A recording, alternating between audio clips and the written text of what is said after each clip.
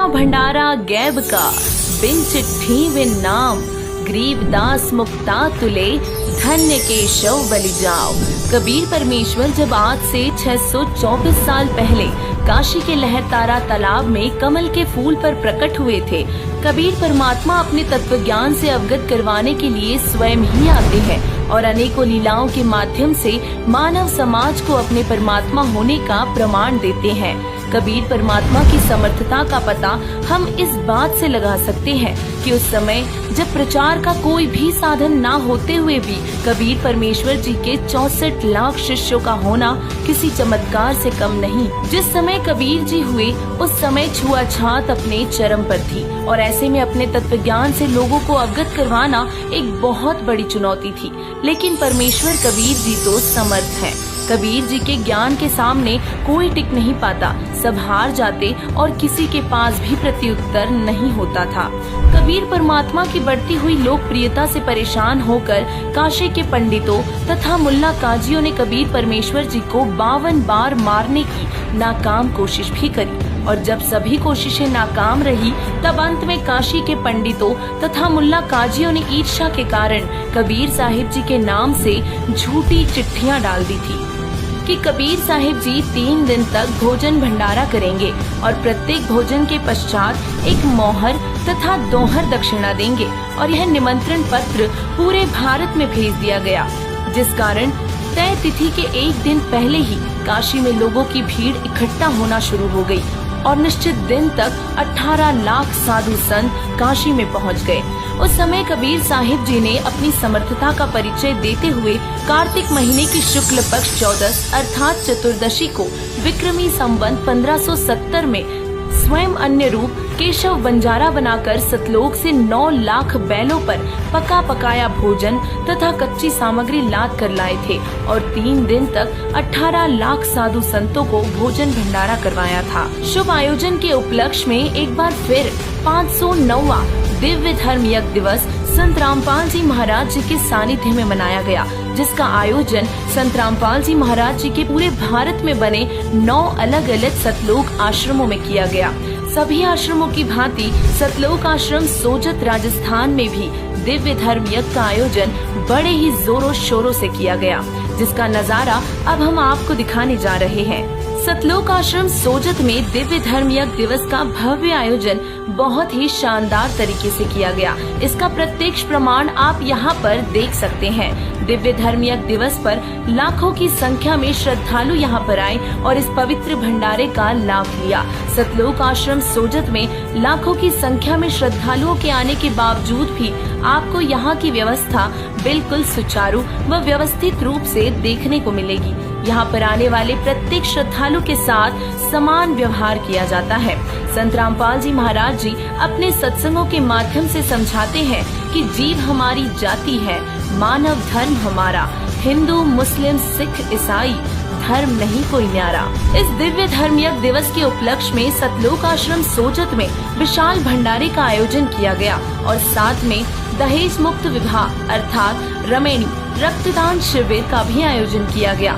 संत रामपाल जी महाराज जी आध्यात्मिक क्षेत्र के साथ साथ सामाजिक क्षेत्र में भी बड़े बदलाव कर रहे हैं, जिसका प्रत्यक्ष प्रमाण आप यहाँ पर देख सकते हैं। आज हमारे समाज की सबसे बड़ी चुनौती है दहेज, जिसका खात्मा सरकार भी नहीं कर पा रही है और आज वो काम बहुत ही सादगी के साथ संत रामपाल जी महाराज जी के सानिध्य में संपन्न हो रहा है। संत रामपाल जी महाराज जी के सानिध्य में सतलोक आश्रम सोजत में 15 जोड़ों का दहेज मुक्त विवाह किया गया। दहेज मुक्त विवाह के साथ ही सामाजिक कार्य में अपना अन्य योगदान देते हुए संत जी के सानिध्य में रक्तदान शिविर व देहदान का भी आयोजन किया गया, ताकि जरूरत पड़ने पर जरूरतमंदों की मदद की जा सके। दिव्य धर्म यज्ञ दिवस के उपलक्ष्य में सतलोक आश्रम सोजत में 3 दिवसीय संत गरीबदास जी महाराज जी की अमरवाणी का अखंड पाठ भी किया गया, जिससे आसपास का वातावरण शुद्ध हुआ व वहां पर आए हुए लोगों में सकारात्मक विचारों का संचार हुआ, जिससे समाज के लोग आध्यात्मिकता की ओर अग्रसर होंगे। सतलोक आश्रम सोजत में 3 दिन तक विशाल भंडारे का आयोजन किया गया।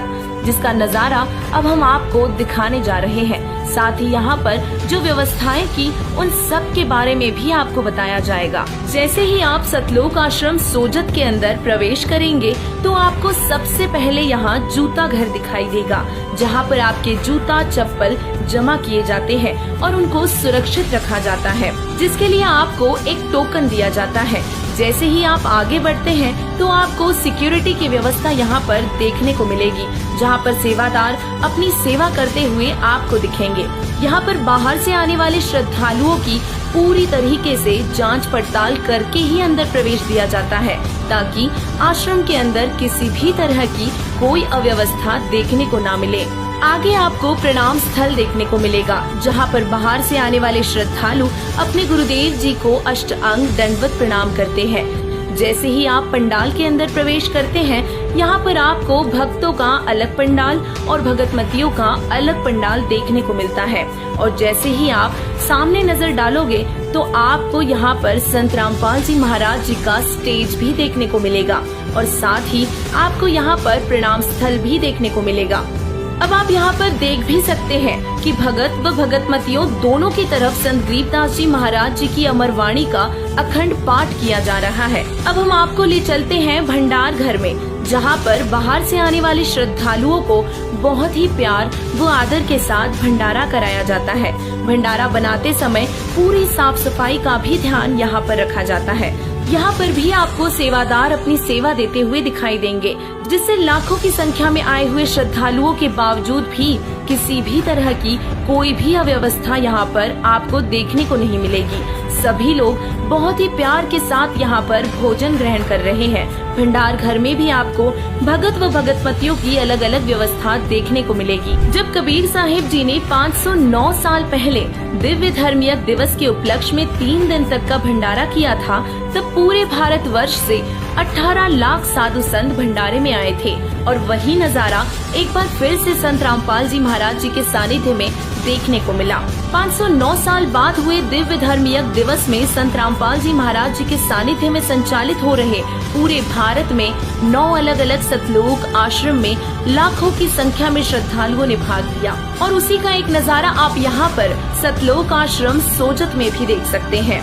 सतलोक आश्रम सोजत में 1 दिवसीय सत्संग का भी आयोजन किया गया, जिसमें संत रामपाल जी महाराज जी ने बताया कि किस तरह से कबीर परमात्मा ने अपनी समर्थता का परिचय देते हुए उस समय 3 दिन तक का भंडारा किया और लाखों लोगों ने कबीर परमेश्वर जी के तत्व ज्ञान को समझकर उनकी शरण ग्रहण की। और आज वही नजारा सतलोक आश्रम सोजत में भी देखने को मिला। संत रामपाल जी महाराज जी के सानिध्य में सत्संग का आयोजन किया गया, जिसमें संत जी के प्रवचनों को सुनकर बहुत से लोग प्रभावित हुए और उनसे नाम दीक्षा लेकर आजीवन मर्यादा में रहते हुए भक्ति करने का संकल्प लिया। तो चलिए अब हम आपको ले चलते हैं पुस्तकालय की ओर, जहाँ पर संत रामपाल जी महाराज जी द्वारा लिखित विभिन्न पुस्तकें आपको उपलब्ध हो जाएंगी और साथ ही संत रामपाल जी महाराज जी के विभिन्न स्वरूप भी आपको यहाँ पर आसानी से उपलब्ध हो जाएंगे। पुस्तकालय के पास ही आपको नामदान केंद्र भी दिखाई देगा, जहाँ पर बाहर से आने वाले नए श्रद्धालुओं को संत रामपाल जी महाराज जी द्वारा निःशुल्क नाम दीक्षा दी जाती है। नाम दीक्षा देने से पहले कुछ नियम यहाँ पर बताए जाते हैं और अगर उन नियमों को निभाने का संकल्प आप जीवन भर करते हैं तो आपको निःशुल्क नाम दीक्षा दी जाती है। सतलोक आश्रम सोजत में हुए 3 दिवसीय विशाल भंडारा, दहेज मुक्त विवाह, रक्तदान व देहदान का आयोजन बहुत ही शानदार तरीके से किया गया। और सबसे खास बात जो आपको यहाँ पर देखने को मिलेगी वह यह है कि लाखों की संख्या में श्रद्धालुओं के यहाँ पर होने के बावजूद भी यहाँ पर नशा करते हुए आपको कोई भी नहीं दिखेगा। और साथ ही एक खास बात आपको ये भी देखने को मिलेगी कि इस भंडारे में आपसे किसी भी तरीके का कोई भी पैसा नहीं लिया जाता है। जो भी व्यवस्थाएं की गई वे सभी आप जी के लिए निःशुल्क है। यहाँ पर खाने पीने व रुकने की व्यवस्था बिल्कुल निःशुल्क है। किसी भी तरह का यहाँ पर आपसे कोई भी पैसा नहीं लिया जाता। और यह केवल सतलोक आश्रम सोजत में ही नहीं बल्कि संत रामपाल जी महाराज जी के सानिध्य में संचालित हो रहे 9 अलग अलग सतलोक आश्रमों में भी यही व्यवस्था आपको देखने को मिलेगी। जहाँ पर आपसे किसी भी तरह का कोई भी पैसा नहीं लिया जाता। सारी व्यवस्थाएं बिल्कुल निशुल्क उपलब्ध करवाई जाती है। तो अब आप इस बात का अंदाजा बखूबी लगा सकते हैं कि इतने विशाल भंडारे का आयोजन करना आम बात नहीं है और यह कोई आम मनुष्य बिल्कुल नहीं कर सकता। और इसीलिए समय रहते आप भी समझें कि संत रामपाल जी महाराज जी कोई साधारण मनुष्य नहीं है, वे स्वयं कबीर परमेश्वर जी के अवतार है, जिनके सानिध्य में लाखों करोड़ों की संख्या में श्रद्धालु सद्भक्ति कर रहे हैं और समाज को एक नई दिशा दे रहे हैं। इसीलिए देर ना करते हुए आप भी संत रामपाल जी महाराज जी द्वारा बताए जा रहे तत्व ज्ञान को समझकर उनसे नाम दीक्षा लेकर अपना व अपने परिवार का कल्याण करवाए, क्योंकि यह मानव जन्म बहुत दुर्लभ है। परमेश्वर कबीर जी ने अपनी वाणी के माध्यम से समझाया है कि मनुष्य जन्म दुर्लभ है, मिले न बारंबार, तरवर से पत्ता टूट गिरे, बहुर न लगता डार। सत साहिब।